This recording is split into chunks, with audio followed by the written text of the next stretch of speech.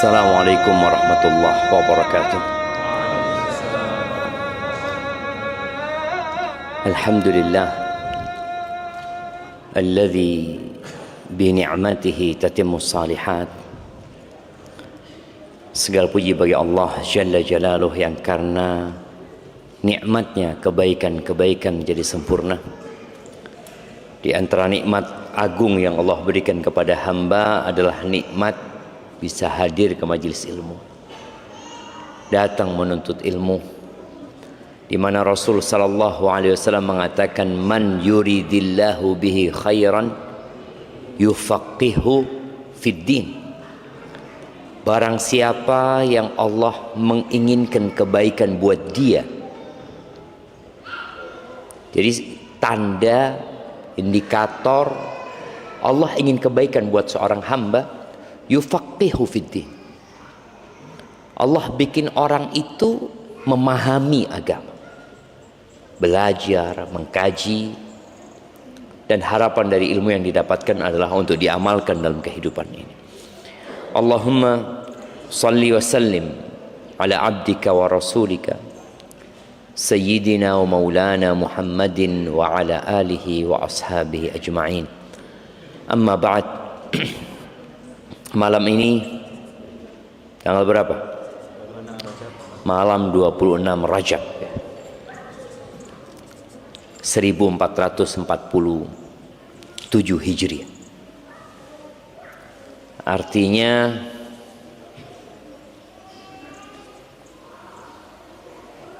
tahun 1447 Hijriah itu menunjukkan hijrahnya Nabi Muhammad SAW.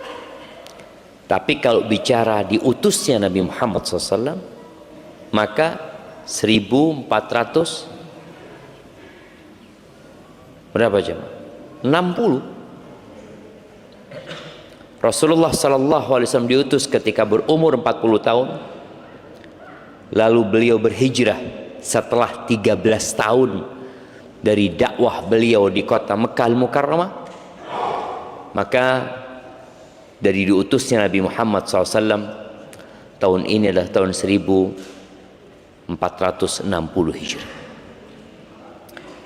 Sebagian umat Islam mungkin ada yang merayakan Isra dan Mi'raj. Ada di antara mereka yang berusaha untuk mengingatkan umat Islam dengan kewajiban sholat 5 waktu. Padahal seharusnya kita mengingatkan orang untuk sholat itu ya setiap saat. Dan tanda peringatan sholat itu setiap hari adalah dengan dikumandangkannya azan. Itu mengingatkan semua untuk sholat. Walaupun kita tahu disyariatkannya azan ini bukan di kota Mekah, tapi di kota Madinah. Setelah umat Islam Allah beri kesempatan membangun masjid yang sebelumnya mereka nggak bisa sholat di masjid. Kalaupun sholat di Masjidil Haram akan diganggu oleh orang-orang musyrikin. Akhirnya mereka sholatnya di rumah. Mungkin kumpulnya di rumahnya Al-Arqam ibn Abil Arqam. Tapi tatkala hijrah ke kota Madinah, para sahabat mulai melaksanakan sholat berjamaah. Tapi mereka nggak tahu waktu sholatnya kapan. Mereka taunya dari melihat matahari. Kadangkala mereka datang ke masjid, nunggu lama baru sholat zuhur.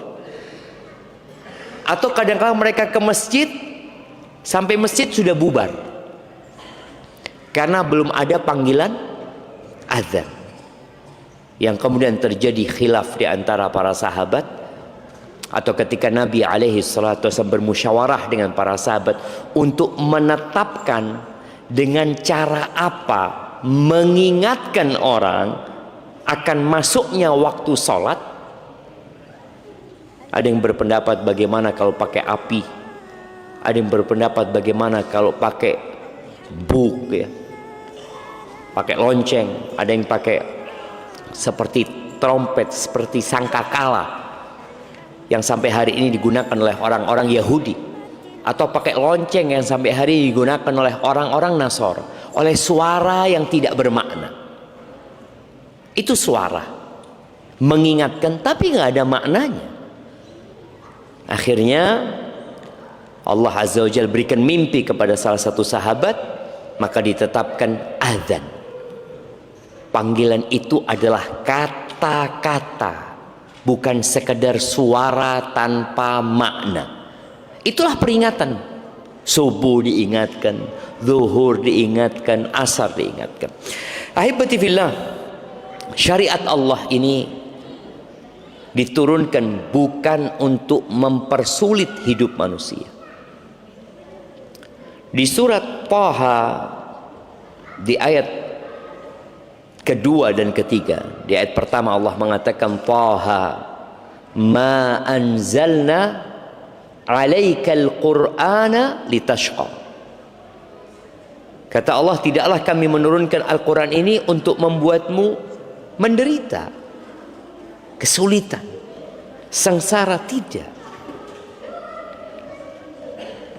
Karena ada orang-orang yang beranggapan syariat ini memberatkan, membuat orang hidupnya tidak bebas. Padahal syariat datang untuk mengantarkanmu kepada kebebasan yang sebenar. Illa tadhkiratan liman yakhsha. Al-Quran diturunkan sebagai peringatan. Buat siapa? Buat orang-orang yang takut. Takut dengan adanya azab. Takut dengan adanya siksaan yang Allah sudah ciptakan dan Allah persiapkan untuk orang-orang yang tidak taat. Jadi Al-Quran turun bukan untuk membuat orang sengsara hidupnya, tapi Allah jadikan syariat ini rahmah, kasih sayang. Oleh karena itu setiap kita membaca surat-surat dalam Al-Quran, kita akan mendapati Bismillahirrahmanirrahim, kecuali di surat At-Taubah. Tapi subhanallah, 114 surat itu Bismillahirrahmanirrahim ada berapa? 114 surat Bismillahirrahmanirrahimnya ada berapa? 100 berapa? 114. 114 ya. Walaupun ada satu surat yang tidak disebutkan Bismillahirrahmanirrahim. Terus di mana yang ke 114? Di surat An-Naml ya. Anak kasih hadiah buat antum, Masya Allah. Kasihkan kami yang ngomong surat An-Naml ya. Di surat An-Naml ketika Nabi Sulaiman kirim surat kepada Ratu Saba, dibawa surat itu oleh burung hudhud. Ternyata isi surat itu wa innahu Bismillahirrahmanirrahim. Jadi di surat An-Naml ada 2 basmalah. Basmalah yang di awal surat, di awal setiap surat, dan basmalah dalam suratnya Nabi Sulaiman alaihi salam. Jadi Allah turunkan Al-Quran sebagai rahmat, wa nur, dan cahaya yang menerangi jalan manusia, wa dalilan ilal jannah. Itu ucapan Qatadah ketika menafsirkan ma anzalna alaikal Qur'an litashqa. Qatadah mengatakan, tidak, demi Allah, Al-Quran diturunkan untuk membuatmu menderita, walakin akan tetapi Allah jadikan sebagai kasih sayang, cahaya, wa dalilan ilal jannah, dan sebagai petunjuk menuju ke surga Allah Azza wa Jalla. Ahibati fillah, tidak ada satupun aturan Allah dan ketentuannya kecuali ditetapkan untuk maslahat manusia. Tidak ada satupun ketetapan Allah, baik itu perintah atau larangan, melainkan untuk maslahat manusia, baik dalam rangka menjaga agamanya, atau menjaga jiwanya, atau menjaga akalnya. Kenapa khamr dilarang umpamanya? Kenapa narkoba dilarang? Dan kita lihat negara kita perang melawan narkoba. Islam sudah 1447 tahun yang lalu. Dan pelarangan itu dalam rangka menjaga agama, menjaga jiwa, dan menjaga akal. Beberapa waktu yang lalu di Jember, di mana, di Gebang, yang ada mati itu gara-gara miras ya. Iya, berapa yang mati? 4 orang, sisanya belum mati. Ya, ada kritis katanya apa, dan yang jelas nunggu mati semuanya. Tapi di sini Allah menjaga akal manusia, menjaga agamanya, menjaga jiwanya, dan menjaga keturunannya. Kenapa Allah haramkan zina? Bagaimana ketika zina diperbolehkan? Perempuan akan punya anak, tidak tahu bapaknya siapa, kayaknya itu bapaknya. Kenapa mirip ini sama itu? Tidak akan jelas. Bagaimana tahu-tahu antum di rumah antum mendapati laki-laki yang baru berzina dengan istri antum? Na'udzubillah min dzalik.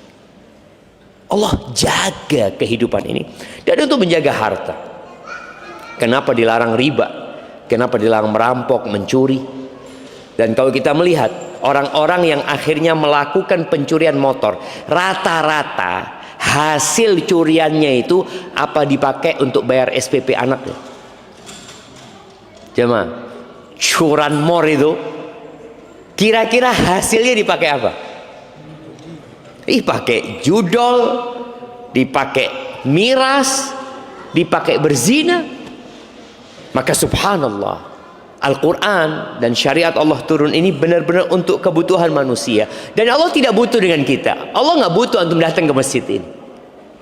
Ketika dikumandangkan azan di masjid-masjid yang lalu kita mendengarkan, jangan pernah berpikir, oh Allah butuh kita datang ke masjid. La. Allah Azza wa Jalla berfirman di surat Fatir ayat 15, ya ayyuhan nas, wahai umat manusia, antumul fuqara'u ilallah. Kata Allah, kalian itu yang membutuhkan Allah. Kalian fakir. Tatkala Allah bikin sumbatan di jantung antum, tatkala Allah buat yang namanya ginjal tidak berfungsi, tatkala Allah buat empedu itu nggak lagi ada fungsi, kemana kita akan pergi? Kedua mata yang Allah berikan, Allah bisa ambil. Tidak sedikit orang-orang yang hidup dapat melihat, tapi di tengah perjalanan hidupnya Allah ambil kedua mata. Jadi ingat, kita yang butuh sama Allah Azza wa Jalla. Wallahu wal ghaniyul hamid. Allah yang maha kaya dan maha terpuji, tidak butuh dengan ibadah kita. Dalam sebuah hadis yang diriwayatkan oleh Imam Muslim, Rasulullah sallallahu alaihi wasallam mengatakan, qala Allahu Azza wa Jalla, Allah berfirman. Ini disebut dengan hadis qudsi. Apa kata Allah? Ya ibadi, innakum lan tablughu dhurri aw dharri fatadurruni wa lan tablughu naf'i fatanfa'uni.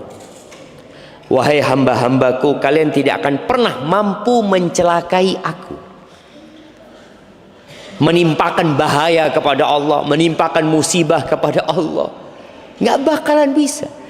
Dan kalian juga tidak akan pernah mampu memberikan manfaat kepadaku, kata Allah Azza wa Jalla. Nggak bakalan. Lillahi mulkus samawati wal ard. Milik Allah kerajaan langit dan bumi. Bumi yang kita pijak, rumah yang kita tempati, motor yang kita kendarai, berangkas yang kita isi uang di sana, tabungan-tabungan kita, milik siapa? Lillah. Milik Allah Azza wa Jalla. Kalaupun antum dikasih hak kepemilikan, sebenarnya itu hanya HGB. HGB. Hak guna bangunan. Kalau motor hak guna HGM. Hanya nggak milik, hanya memakai saja. Engkau pakai, selesai kembalikan. Dan kita melihat tatkala Rasul sallallahu alaihi wasallam menyembelih seekor kambing. Sebagian kita itu nyembelih kambing kalau akikah doang ya. Kalau enggak kurban. Nabi alaihi salatu wasallam kadang-kadang nyembelih kambing untuk dibagikan saja. Beliau nyembelih kambing dan ngomong sama Aisyah, bagikan. Akhirnya Rasulullah SAW pulang ke rumah. Beliau bertanya kepada Aisyah, "Mada baqiya?" Apa yang tersisa dari kambing kita? Kata Aisyah radhiyallahu taala anha, tinggal dhira, tinggal kaki depannya aja. Satu kaki depan. Ini sebuah cara pandang yang keliru.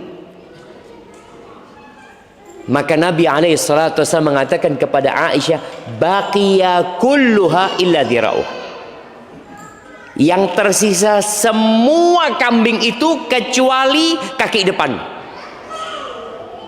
Ternyata yang disedekahkan itu yang jadi milik, itu yang milik kita. Yang kita makan jadi kotoran, selesai. Maka Allah nggak butuh dengan ibadah kita. Kita yang membutuhkan. Siapa yang patuh, ya dia menyelamatkan dirinya sendiri, dan siapa yang menolak, ya dia merusak kehidupannya sendiri. Ahibati fillah, carut marut kehidupan. Kalau tema kita hari ini, karena ini hidupmu berantakan. Kita melihat dunia secara umum, lalu kita memandang kepada negeri kita, yang kalau mungkin bahasa berantakan tidak tepat ya. Kepala-kepala daerah, menteri-menteri yang akhirnya harus mendekam di penjara umpamanya. Ini kalau kita bicara secara negara. Kita melihat musibah yang datang silih berganti di berbagai tempat ya. Bicara masalah sosial, politik, ekonomi, dan semuanya berusaha untuk memberikan solusi. Setiap terjadi pergantian presiden, maka presiden yang baru akan berpikir apa solusi yang tepat. Ketika berganti gubernur, gubernur akan berpikir, dia tahu ada masalah di daerah kekuasaannya dan ingin memberikan solusi. Ketika terjadi pergantian bupati, dan boleh jadi sudah berulang kali berganti, tapi kok masalah itu seakan-akan tidak berhenti. Yang ada mungkin bertambah. Anak ketemu dengan salah satu perwira di kepolisian. Dia menyebutkan bahwasanya hampir atau seluruh penjara yang ada di Indonesia itu overload. Dan negara harus ngasih makan tuh penjahat-penjahat. Ada yang ngasih makan penjahat selama 15 tahun. Ada yang ngasih makan penjahat selama 20 tahun. Itu negara yang kasih makan. Dan dia mengatakan sebenarnya bukan negara, Ustaz. Rakyat yang memberi makan penjahat-penjahat itu. Iya. Maka akhirnya ada perubahan KUHP ya. Ada KUHP juga yang dirubah. Semua berusaha untuk mencari solusi agar negeri ini tidak berantakan. Tapi itu mungkin permasalahan yang terlalu besar untuk kita bicarakan. Di rumah tangga kita, dalam kehidupan pribadi kita, kadang-kadang kita melihat masalah kita juga nggak selesai-selesai gitu. Maka jangan pernah antum menyelesaikan masalah yang besar sebelum menyelesaikan masalah diri antum sendiri. Karena ada cerita seorang yang mengatakan dia ingin merubah dunia. Bertahun-tahun dia berusaha untuk memikirkan bagaimana cara merubah dunia ini supaya lebih baik. Ternyata dia nggak berhasil. Akhirnya dia berpikir, aku akan merubah negeriku untuk menjadi lebih baik. Setelah bertahun-tahun dia nggak sukses. Kemudian dia berpikir, aku akan merubah kotaku. Berusaha dia untuk merubah kotanya untuk menjadi lebih baik, tidak sukses. Akhirnya dia berusaha untuk merubah kampungnya dan kembali tidak sukses. Lalu setelah dia agak tua, dia merasa ternyata aku harus merubah keluargaku sendiri. Tapi ternyata juga masih berantakan. Baru dia sadar ternyata yang aku harus lakukan adalah merubah diriku sendiri. Jadi semua dimulai dari diri kita. Kemudian baru keluarga kita. Gimana antum akan menyelesaikan urusan keluargamu kalau engkau masih punya PR sama dirimu sendiri? Dan subhanallah, yang pertama dihisap pada hari kiamat itu apa? Salat. Yang pertama dihisap itu adalah salat. Dalam hadis yang diriwayatkan oleh Abu Dawud dan Tirmidzi dan Imam Nasa'i dari Abu Hurairah radhiyallahu taala anhu, Nabi alaihi salatu wasallam bersabda, Inna awwala ma yuhasabu bihil abdu yaumal qiyamati min amalihi salatuhu. Dari semua amalan manusia, semuanya, yang pertama dihisab itu adalah salatnya. Engkau haji, engkau sedekah, engkau umroh, engkau puasa, engkau berzikir, engkau beristighfar, engkau menyambung silaturahim, engkau berbakti sama orang tua, apa saja yang engkau amalkan dalam kehidupan ini, yang pertama akan dihisab salatuhu, salatnya. Lalu kata Nabi alaihi salatu wasallam, fa in saluhat faqad aflaha wa anja. Kalau salatnya benar, maka dia telah sukses dan telah berhasil. Nggak bakal berantakan hidup. Wa in fasadat faqad khaba wa khasir. Tapi kalau ternyata rusak salatnya, maka dia merugi dan sengsara hidup. Fa in intaqasa min fardhatihi syai', apabila ternyata pada waktu hisab nanti salat wajibnya ada kurang. Bicara kurang ini para ulama mendetailkan, boleh jadi jumlah salat wajibnya yang kurang karena dia pernah tidak salat, atau sifat salatnya yang kurang sempurna. Salatnya kalau dihitung dia salat selama 50 tahun, jumlah salatnya pas 50. Salat sejak umur 7 tahun, anggap ketika anak-anak, 11 tahun ketika dia sudah baligh, itu dihitung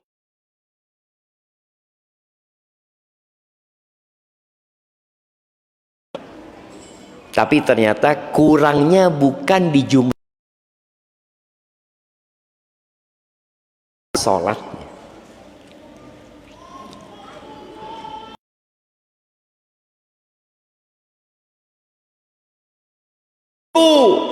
Hal li abdi min tatawwu'. Lihat, perhatikan, apakah hambaku ini punya salat sunnah? Ada sebagian kita yang salatnya cuma salat wajib ya, nggak pernah sunnah sama sekali. Boleh jadi wajibnya tadi secara kualitas banyak kurang. Ketika dilihat nggak punya salat sunnah orang ini, ya sudah ditulis kurang, nggak bisa disempurnakan. Tapi kalau dia punya tatawwu, fayukammal biha man taqasa minal fardhah, maka kekurangannya itu akan dilengkapi dengan salat-salat sunnahnya tadi. Maka berusaha jamaah kita untuk punya salat sunnah. Ahibati fillah, dari semua perintah yang Allah tetapkan untuk hambanya, ternyata yang dilakukan rutin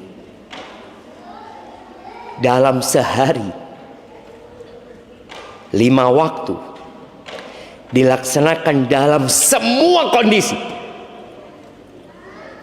mau antum sehat atau antum sakit, itu sholat 5 waktu. Antum sakit di rumah sakit, antum sedang mau dioperasi, wajib nggak sholat? Tetap wajib sholat. Kecuali antum tidak sadar, separah apapun orang lumpuh tidak dapat menggerakkan kedua kakinya, tidak pula dapat menggerakkan kedua tangannya, dia hanya berada di atas ranjang, apakah gugur kewajiban sholat? Tidak. Dalam kondisi perang, di medan perang, subhanallah, pada saat perang Khandaq, Umar bin Khattab itu datang, sudah masuk waktu maghrib. Dia mengatakan kepada Rasul sallallahu alaihi wasallam, ya Allah, ya Rasulullah, semoga Allah memenuhi perutnya orang-orang musyrikin itu dengan api, kata Umar bin Khattab. Mereka membuat kita ketinggalan sholat asar. Bayangin, ini perang karena mereka penjagaan parit dan musuh terus menyerang. Sholat khauf tidak mungkin dilakukan karena jumlah pasukan sangat sedikit. Maka subhanallah, pada waktu itu Umar sampai ketinggalan sholat asar, maghrib. Ketika laporan kepada Nabi SAW, apa kata Nabi Muhammad SAW? Wallahi ma sallaina. Demi Allah, kita belum ada yang sholat. Nggak ada yang sholat pasukan itu yang bersama Nabi SAW. Itu satu kejadian. Kejadian lainnya, mereka sholat zuhur, asar, maghrib, isya di waktu isya. Kondisinya mencekam dan menakutkan. Itu terjadi, tapi nggak ada cerita yang meninggalkan sholat. Dalam kondisi perang pun tetap wajib sholat. Nabi juga mendoakan buat orang-orang musyrikin agar Allah memenuhi kuburan mereka dan rumah mereka dengan api. Gara-gara membuat para sahabat jadi nggak bisa sholat. Tapi tadi kewajiban tidak gugur. Antum naik pesawat wajib nggak sholat? Wajib. Naik kapal laut wajib sholat. Naik motor tinggal berhenti antum naik motor. Tapi subhanallah, dalam semua kondisi. Anda ingat dengan cerita Abdullah bin Unais. Abdullah bin Unais ini dipanggil sama Nabi SAW setelah kekalahan umat Islam di perang Uhud. Ya Abdullah, kata dia, aku minta engkau membunuh satu orang, Khalid bin Sufyan al-Hudhali. Abdullah bin Unais ini nggak punya rasa takut, seorang pemberani. Nabi tahu, maka dia utus sendirian, nggak bawa pasukan, sendirian. Di mana dia ya Rasulullah? Dia sedang mengumpulkan pasukan untuk menyerang kota Madinah. Dia ada di dekat Arafah sana, di Mekah sana.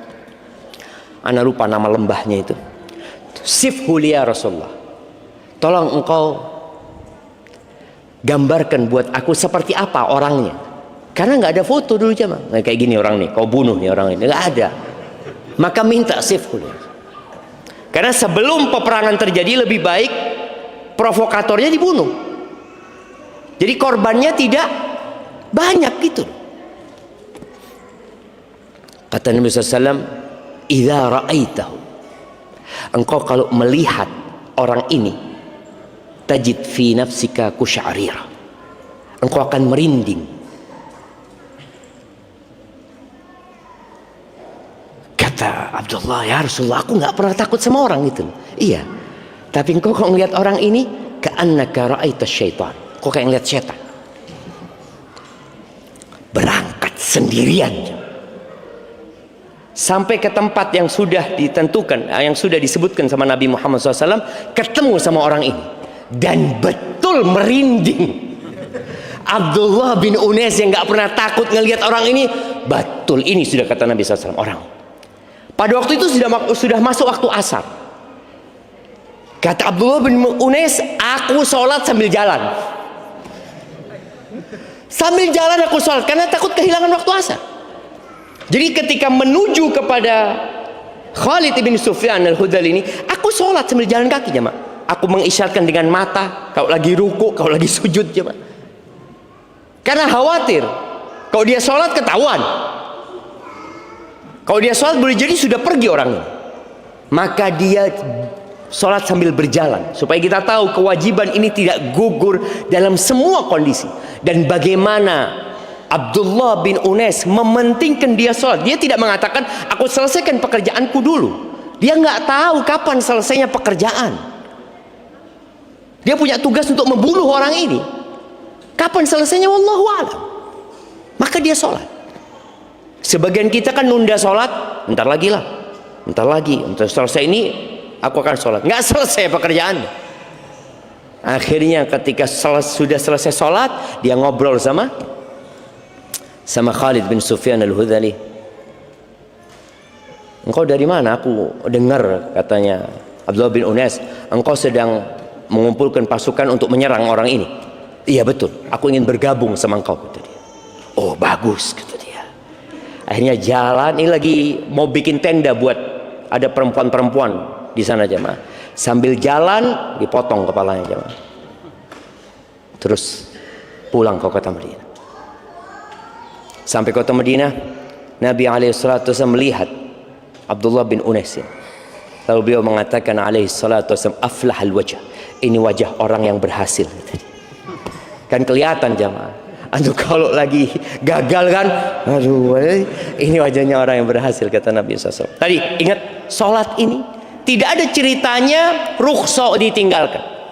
Yang ada musafir punya rukhsah untuk mengqasar dan ada rukhsah untuk menjama, tapi meninggalkan nggak ada.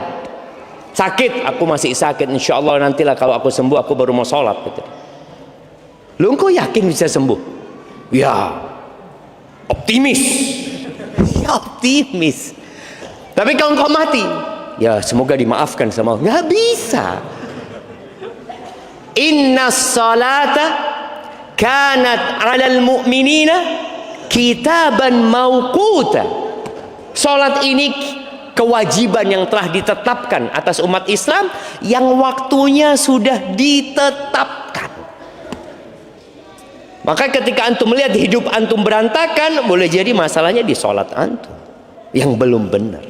Anda sudah salat 5 waktu di masjid, coba perhatikan. Antum di masjid tapi selalu masbuk. Alhamdulillah loh Ustaz, daripada nggak ke masjid. Ya sudah, itu tanda berantakan sudah antum. Apalagi yang tidak sholat sama sekali. Sholat ini adalah poros hubungan manusia dengan Allah Azza wa Jalla. Rukun Islam yang kedua. Jadi kalau kita lihat sholat ini bukan sekedar ritual ya. Ada orang berpikir yang penting saya sholat. Enggak. Ini pusat kehidupan ruhani antum sebagai hamba dengan Sang Pencipta. Maka Rasul sallallahu alaihi wasallam menyebutkan posisi terdekat hamba dengan Tuhannya kapan? Ketika sujud. Di posisi antum merendah kepada Allah, di situ antum dekat sama Allah Azza wa Jalla. Antum seakan-akan berbisik kepada bumi, mengatakan subhana rabbiyal a'la wa bihamdi. Antum mengatakan Allahumma inni as'alukal jannah wa a'udzubika minan nar. Antum seakan-akan berbisik dengan bumi, tapi Allah yang di atas arsy mendengar, dan itu posisi terdekat antum sama Allah Azza wa Jalla. Adanya di sholat. Oke, kita berdoa, tapi posisi nggak seperti ketika sujud. Bagaimana ketika antum menghadap ke kiblat? Di saat yang bersamaan seluruh umat manusia di muka bumi ini menghadap ke kiblat. Lalu dia mengatakan Allahu Akbar. Dia tidak sedang mengabdi kepada Ka'bah, tidak. Ka'bah hanya sebagai penentu arah buat mereka, tapi hati mereka bersama Allah. Allahu Akbar. Bayangin nih, surat atau satu-satunya surat yang wajib dihafal cuma Al-Fatihah. Al-Fatihah. Dan surat yang paling afdal adalah Al-Fatihah. Seakan-akan semua isi Al-Quran itu terangkum di Al-Fatihah. Disebut Ummul Kitab. Pusatnya kitab itu Al-Fatihah. bagaimana antum memuji Allah Azza wa Jal, dan kondisi antum sholat itu sedang berbicara dan berdialog sama Allah Azza wa Jal. Idza qala abdi alhamdulillahi rabbil alamin, qala hamidani abdi, hambaku sedang memujiku. Ar-Rahmanir Rahim, athna alayya abdi, hambaku mengulangi pujiannya, sanjungannya kepadaku. Maliki yaumiddin, majjadani abdi, hambaku sedang mengagungkanku. Kita sedang ngobrol sama Allah. Tatkala kita mengatakan iyyaka na'budu wa iyyaka nasta'in, hadza baini wa baina abdi, ini paruan antara aku sama hambaku. Wali abdi ma sa'al, buat hambaku apa yang dia pinta. Lalu kita mengatakan ihdinas siratal mustaqim. Tapi sayangnya tadi sholat kita berantakan kadang-kala jamaah. Kita sholat memikirkan solusi, dan ana sendiri sama. Ya mungkin nggak sama, ana lebih parah boleh jadi. Afwan kalau ana ngomong gitu. Kadang-kala ana sholat, ana sedang punya masalah yang ana hendak selesaikan. Setan itu datang membuat kita berpikir. Kita berpikir kalau sholat memikirkan masalah itu akan ada solusi. Nggak ada. Yang ada sholat antum tidak khusyuk. Ruku antum pun tidak jadi ruku.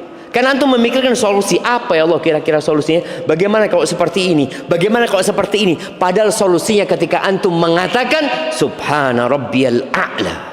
Fokus subhana rabbiyal a'la. Subhana dzil jabaruti wal malakuti wal kibriyai wal azama. Maha suci Allah yang memiliki segala kekuasaan, segala keperkasaan, segala keagungan. Allah yang punya segalanya. Lalu kenapa engkau harus memikirkan masalah itu ketika sholat? Engkau sedang berbicara sama Allah. Maka ingat tadi, yang punya utang, gak usah mikir antum gimana ya bayar utangnya.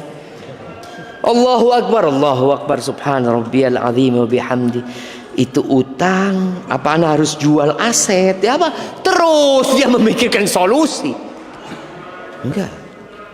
Maka tadi ingat bahwasanya sholat ini poros hubungan hamba dengan Tuhannya, tolong dijaga. Makanya Allah Azza wa Jalla mengatakan wa aqimis sholata lidzikri. Dirikan sholat untuk mengingatku engkau. Ahibati fillah, jangan sampai kesibukan kita dengan dunia membuat kita lupa dengan sholat. Di surat Al-Munafiqun ya, kita tahu orang-orang munafik ini paling berat untuk sholat di masjid, khususnya sholat isya dan sholat subuh. Di surat Al-Munafiqun ayat 9 Allah Azza wa Jalla mengatakan ya ayyuhalladzina amanu la tulhikum amwalukum wala auladukum an dzikrillah. Wahai orang-orang beriman, jangan sampai harta-harta kalian, kita bicara harta ya, kesibukan kita dengan usaha, dengan pekerjaan, dan anak-anak kalian itu membuat kalian lalai dari mengingat Allah. Para ulama tafsir, sebagian mereka menafsirkan an dzikrillah anis salawatil khams, tentang sholat 5 waktu. Jadi itu zikir yang wajib. Zikir yang lainnya boleh sunnah, tapi zikrullah yang wajib sholat 5 waktu. Dan Allah tidak minta banyak, 5. Dari 24 jam yang diminta cuma berapa menit ya. Kalau kita sholat ke masjid lah yang laki-laki, sholatnya berapa menit? Ya mungkin 10 menit. Ya kalau antum datang pas qomat 10 menit lah, atau terlalu panjang 10 menit.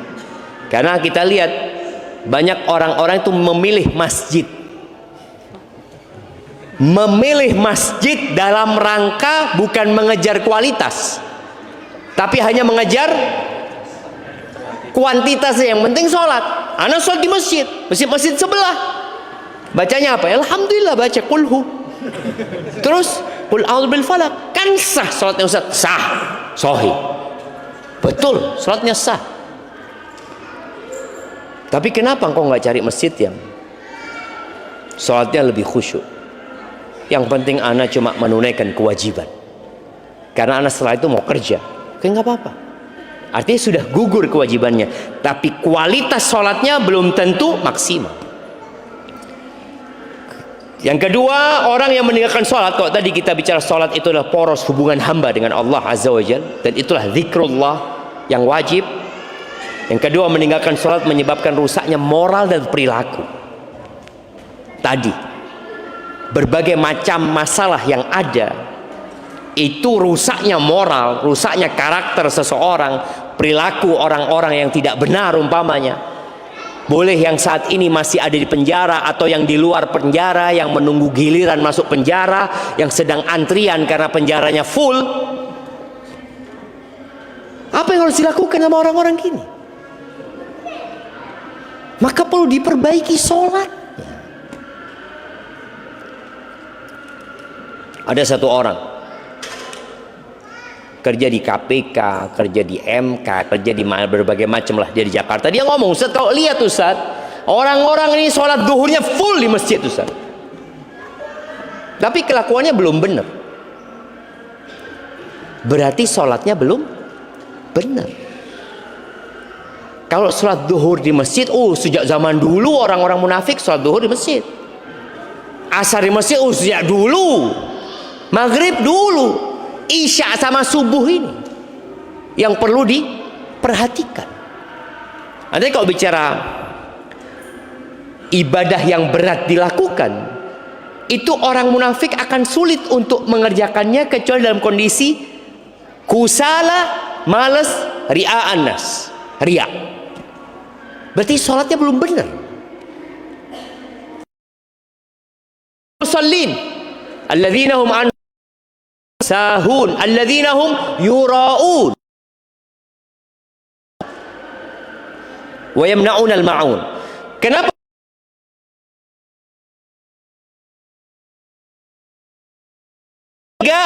Tidak baik dengan manusia. Wa yamna'un al-ma'un. Tetangganya pinjem barang yang sebenarnya nggak akan berkurang. Contoh pinjem selang. Kira-kira kalau selang dipinjem 5 meter, baliknya jadi berapa? Jadi 4 meter. Kan enggak jamaah, tetap 5 meter gitu. Tapi ada orang yang bakhil jamaah. Ada sholat itu tidak merubah perilaku dia, ada masalah sama dia.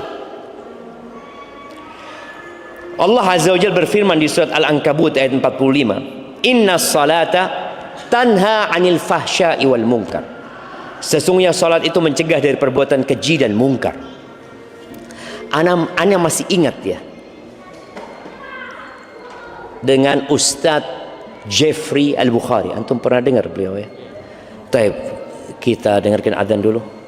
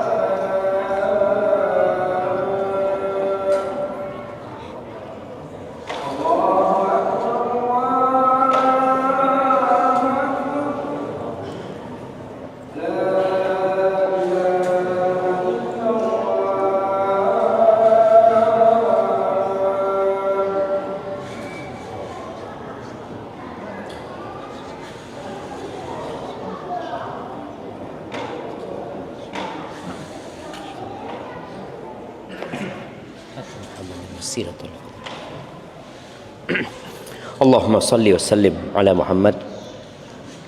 Ya, Ustaz Jeffrey Al-Bukhari rahimahullahu ta'ala, beliau sempat ngobrol sama ana waktu ana di Madinah ya. Dia sempat rusak, dia ngomong, sempat akhirnya salah pergaulan, tapi dia ngomong satu yang gak pernah ana tinggalkan, sholat, kata dia.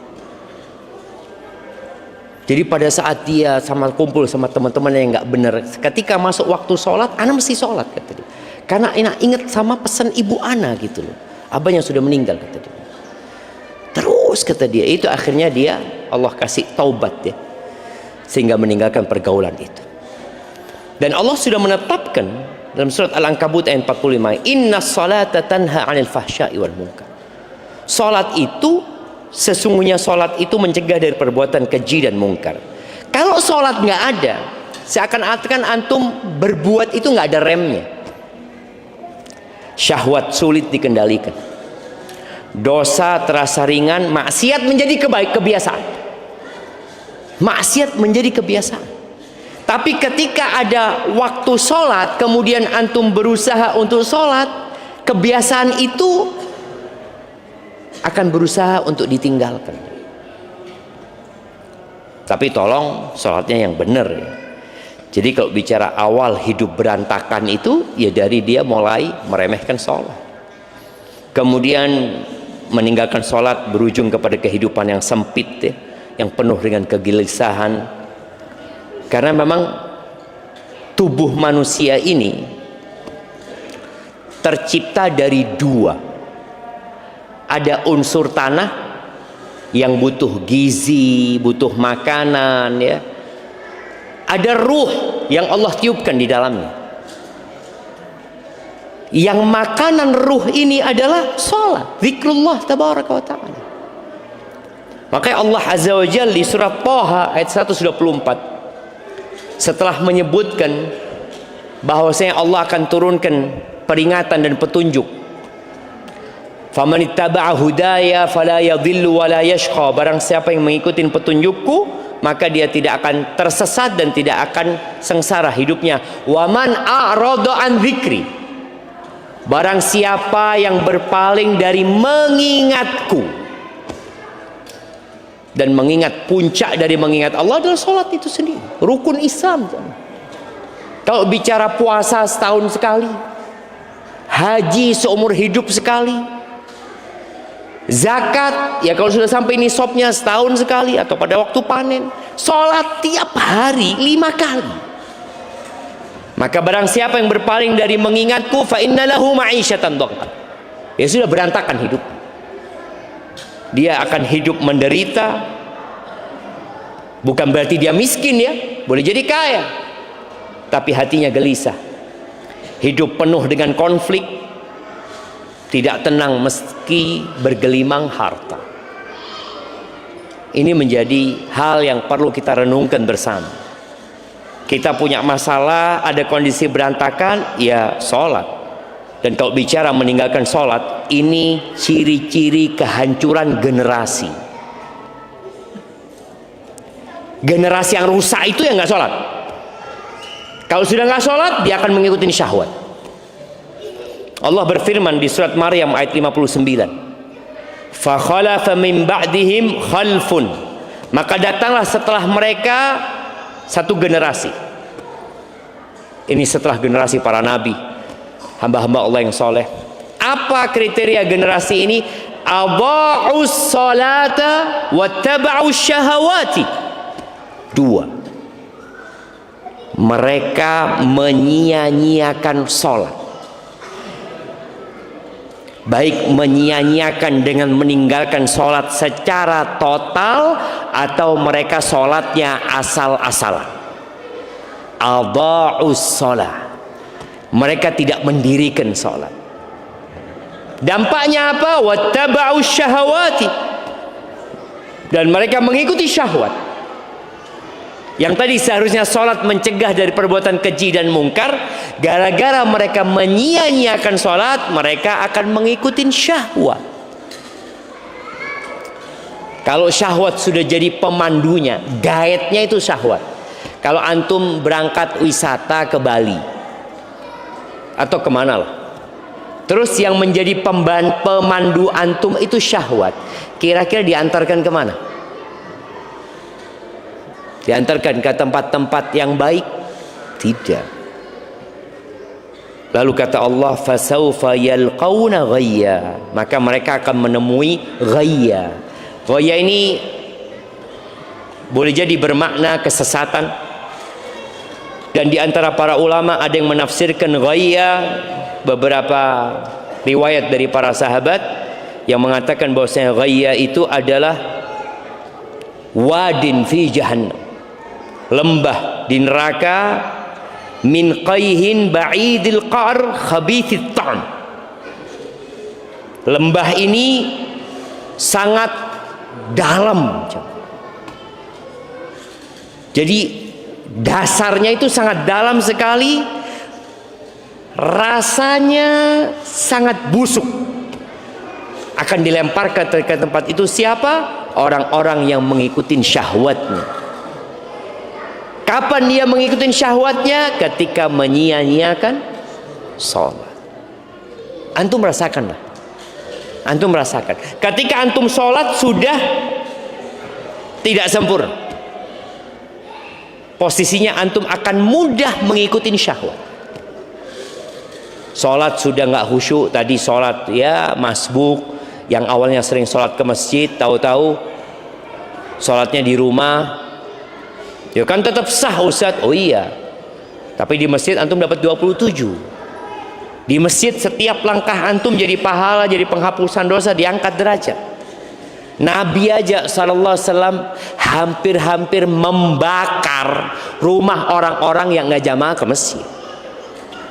Kalau bukan karena ada wanita dan anak-anak udah dibakar tuh. Maka tolong perhatikan sholat. Pokoknya kalau antum sholatnya bener, yakin urusan antum nggak berantakan. Kalau antum mengatakan anak sholat 5 waktu di masjid, belum tentu benar. Yang tahu dengan kualitas sholat antum diri antum. Orang tahu, oh fulan masya Allah Ustaz 5 waktu di masjid Ustaz, belum azan sudah di masjid. Jamaah pada pulang semua, dia belum pulang. Kenapa? Mikiri utang masih belum pulang. Dia umpamanya seperti itu. Arti ada masalah dia. Boleh jadi sholatnya mikirin utang, sholatnya pun dia sedang memikirkan hutangnya.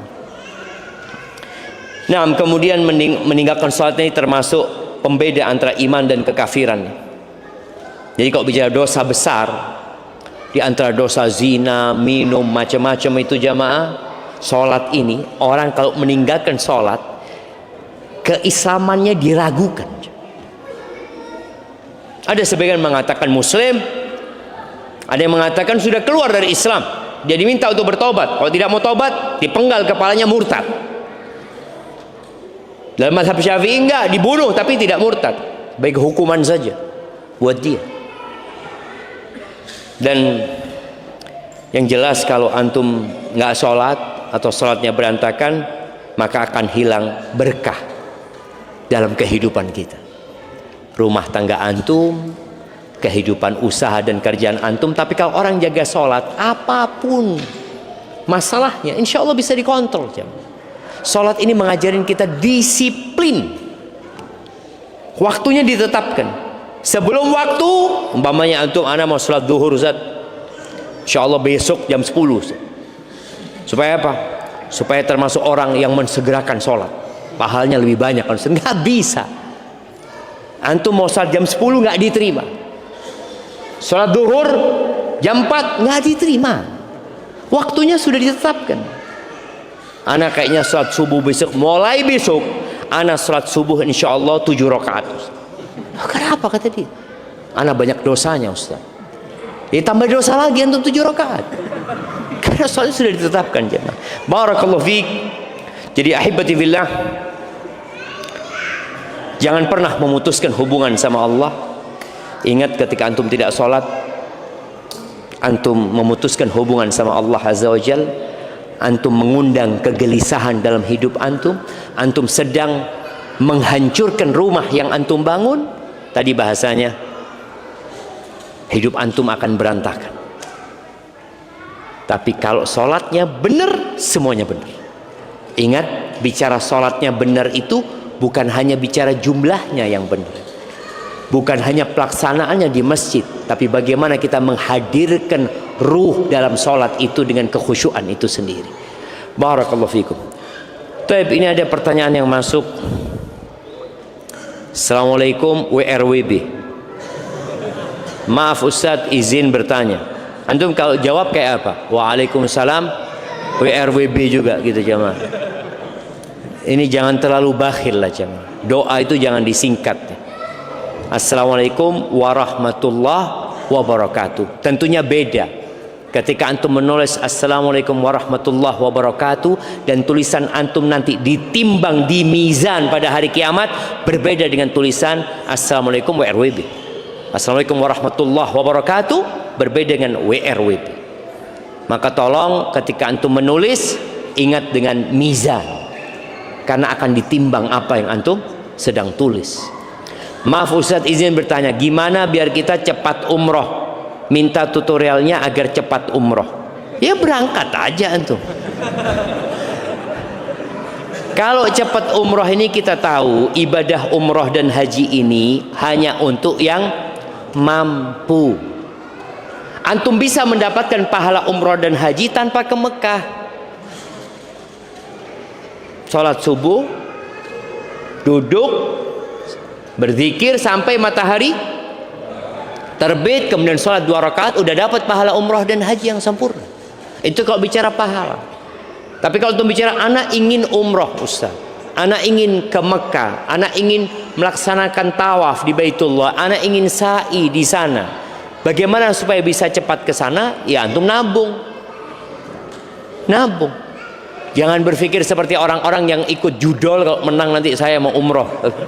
Tidak jamaah. Karena ada orang-orang kayak gitu jamaah. Dia berpikir nanti saya mau umroh Ustaz, kalau menang gitu kan. Enggak. Jadi antum nabung, niat, dan semoga Allah mudahkan. Sambil terus berdoa ya.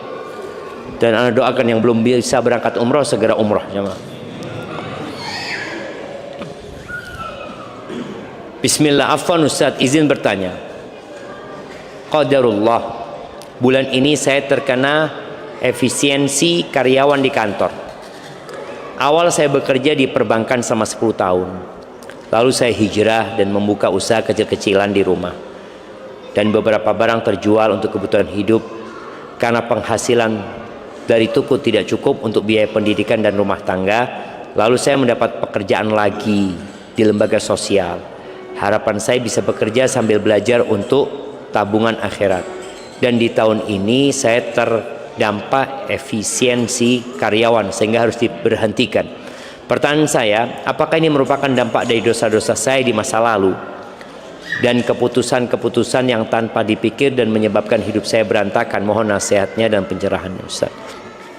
Iya, yang pertama Anda minta maaf sebelumnya buat teman-teman yang tatkala dia punya masalah, dia berpikir ini gara-gara masa lalu. Boleh jadi gara-gara masa lalu, tapi boleh jadi karena dosa antum hari ini. Jangan pernah berpikir antum sudah selesai. Sejak anak hijrah, anak sudah nggak pernah berbuat dosa Ustaz. Jadi kalau ada masalah, dosa masa lalu, masalah dosa masa lalu. Ini menunjukkan ada ujub di diri antum. Seakan-akan antum udah nggak berbuat dosa lagi gitu. Iya, maksudnya anak nggak berbuat dosa besar. Kalau dosa kecil masih terus-terusan Ustaz. Iya, Dosa kecil ini kalau terus-terusan dilakukan jadi besar. Maka apa yang antum alami, antum harus meyakini itu terjadi karena takdir Allah Azza wa Jalla. 50.000 tahun sebelum penciptaan langit dan bumi sudah dicatat antum akan diberhentikan. Sudah ada. Tatkala antum diberhentikan, apa yang seharusnya antum katakan? Inna lillah, sesungguhnya kami itu milik Allah, wa inna ilaihi raji'un, dan sesungguhnya kami akan kembali kepada Allah Azza wa Jalla. Lalu katakan, Allahumma ajurni fi musibati, ya Allah berikan pahala di musibahku ini, wa akhlif li khairan minha, dan berikan kepada aku ganti yang lebih baik. Ketika antum kena musibah, baca itu. Baik, yang kedua, bicara rizki. Ingat, rizki antum bukan di tempat kerja itu. Rizki antum ada di langit. Di antara yang membuka pintu langit adalah beristighfar. Orang itu banyak berpikir ya harus bekerja. Iya, tapi tidak semuanya harus bekerja. Berapa banyak orang yang dapat rizki nggak kerja? Iya Ustaz, dia dapat warisan, ya alhamdulillah. Loh iya, siapa? Ada kan orang nggak kerja. Ana masih ingat di Surabaya apa Sidoarjo, ada anak SMA aja. Tahu-tahu dia dapat kiriman di rekeningnya 475 miliar. Anak SMA, sudah kerja apa belum? Belum. Ternyata bapaknya mati, dan itu pembagian warisan. Tapi setelah ditransfer itu langsung rekeningnya diblokir sama bank. Ini apa ini? Sahih. Tapi tadi ketika kita berpikir rizki itu dengan bekerja saja, enggak. Bekerja salah satu sebab mendapatkan rizki. Di antara pintu rizki itu adalah bertobat dan beristighfar. Nabi Nuh ketika berkata kepada kaumnya alaihi salam, faqultu astaghfiru rabbakum innahu kana ghaffara yursilis samaa 'alaikum midrara wa yumditkum bi amwal. Allah akan kasih buat kalian amwal, harta, wa banin, anak-anak, wa yaj'al lakum jannatin wa yaj'al lakum anhara. Allah akan buatkan untuk kalian sungai-sungai, kebun-kebun. Istighfar. Maka tadi buat teman-teman yang punya masalah selesai sholat, duduk istighfar. Ada istighfar setelah sholat yang 3 kali, ada istighfar umum. Antum duduk. Dan usahakan antum punya waktu istighfar. Yang duduk istighfar, enggak, saya istighfarnya sambil jalan, enggak apa-apa. Sambil jalan, sambil nyapu, tapi antum perlu punya waktu yang menghayati istighfar antum. Bagaimana Abdullah bin Umar bin Khattab radhiyallahu taala anhuma menghitung, atau sahabat yang lainnya juga. Rasulullah sallallahu alaihi wasallam sekali duduk beliau mengatakan, Rabbighfirli wa tub alayya innaka antat tawwabur rahim. Rabbighfirli wa tub alayya innaka antat tawwabur rahim. 100 kali ya. Sekali duduk. Antum coba lakukan itu. Dan Nabi alaihi salatu wasallam kalau sudah mengamalkan sesuatu, beliau akan jaga itu amalan. Idza amila amalan athbatahu. Maka berusaha. Jadi tadi antum di PHK, alhamdulillah. Kenapa alhamdulillah? Antum punya waktu untuk istighfar. Waktu antum yang biasanya untuk kerja dari jam 8 atau sampai jam 4, antum gunakan jam 8 sampai jam 4 duduk istighfar. Waduh, insya Allah bisa nggak jam? Kadang-kadang kita berpikir, ngapain istighfar? Ngapain? Itu sedang cari rizki.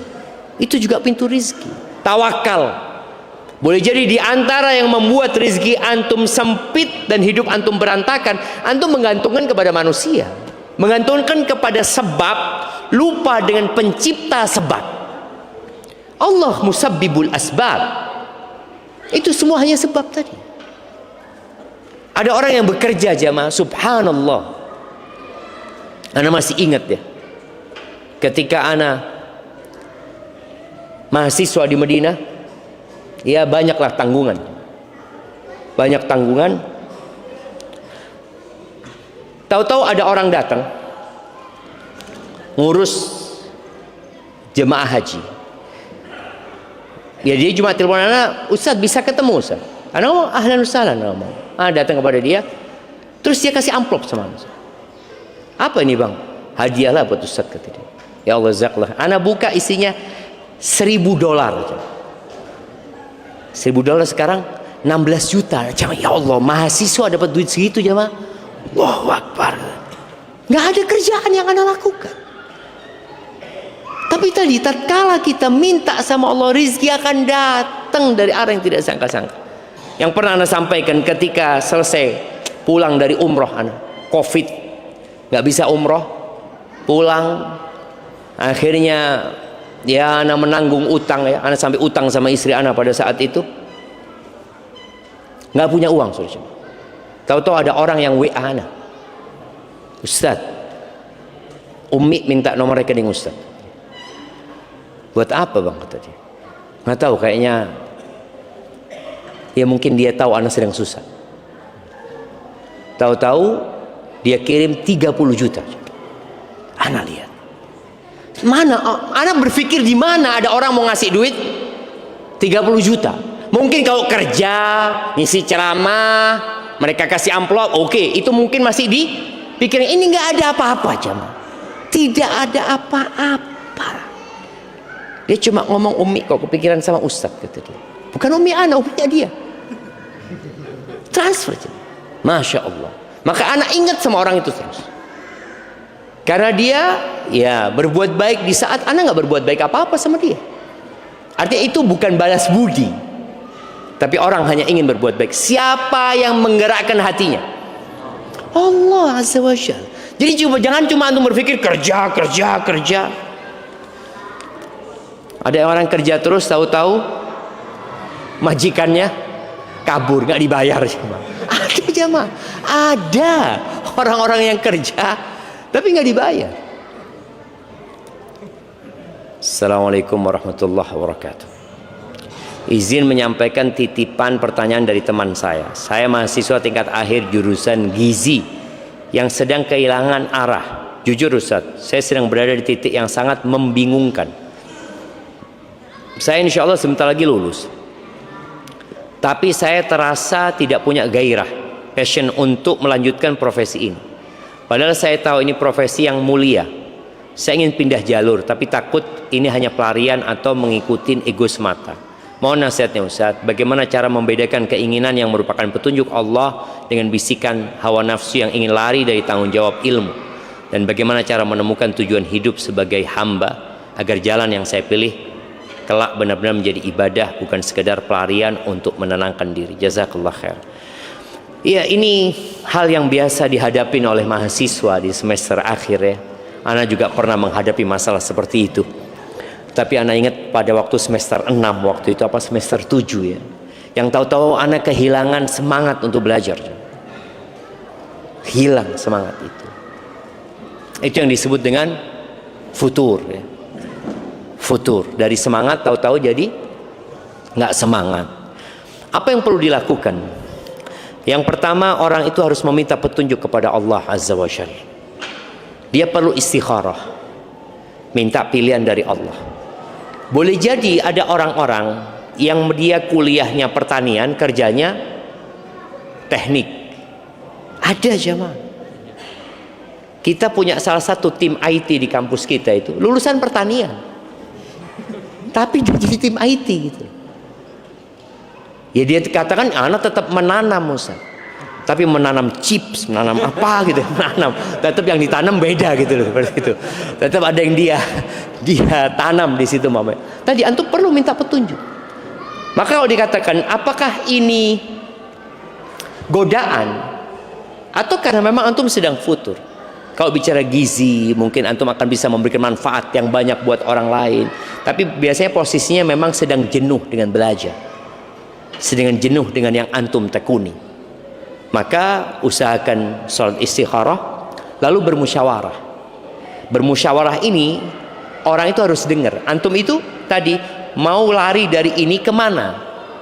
Karena ada orang yang kuliah itu bukan karena keinginan dia jurusan itu, tapi karena jurusan yang lain sudah tutup. Ada yang seperti itu. Dia kuliah sekedar menghabiskan waktu. Dan ini masalah besar. Ini juga masalah buat negeri kita. Dulu lulus SD langsung bekerja. Dulu lulus SMP langsung bekerja. Lulus SMA, Masya Allah jemaah. Sekarang S2 nggak kerja. S2. Masalahnya apa? Jadi kadang-kala masalahnya memang ya orang berpikir saya harus jadi pegawai di tempat itu. Akhirnya kalau bicara jadi pegawai, kalau tempat itu sudah full, nggak bisa aku bekerja di tempat itu. Terus di sana juga penuh, PT itu sudah penuh, nggak ada. Tadi yang terkena efisiensi itu harus keluar juga.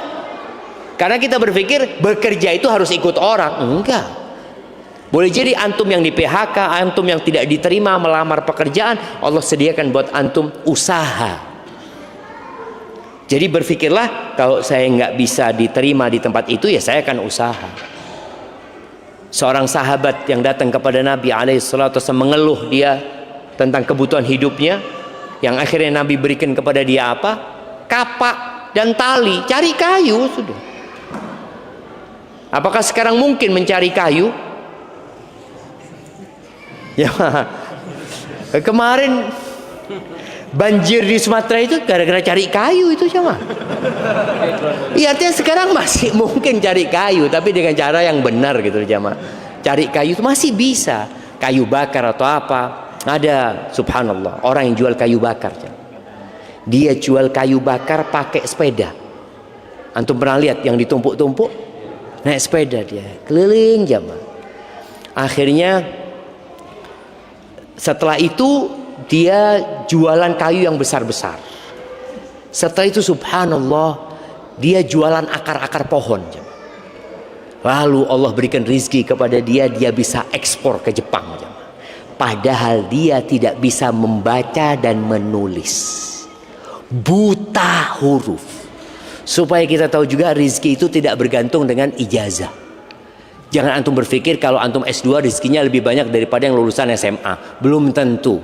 Ada yang S2 kerja sama yang lulusan SMA. Ada. Maka tadi berkaitan dengan ini, ya coba diajak musyawarah atau musyawarah dengan teman antum yang bisa memberikan arahan. Antum memang condongnya kemana? Antum memilih jurusan itu kenapa dulunya gitu loh. Apa yang mendorong antum untuk memilih jurusan itu? Kalau ternyata dari awal ingin memberikan manfaat kepada orang, ya lanjutkan. Kalau ternyata enggak, sekedar ya karena nggak ada pilihan lain, ya masuk sana. Ya boleh jadi antum lulus, antum dapat ilmu, ya sudah. Semoga ilmu itu bermanfaat. Kalau pekerjaan boleh jadi nggak bekerja di ilmu yang dia pelajari, dan itu banyak sekali di negeri kita jamaah. Tapi intinya tadi, jangan pernah antum bergantung dengan melamar bekerja di tempat orang. Harus bekerja sama orang. Nggak harus jamaah. Pintu-pintu rezeki itu salah satunya adalah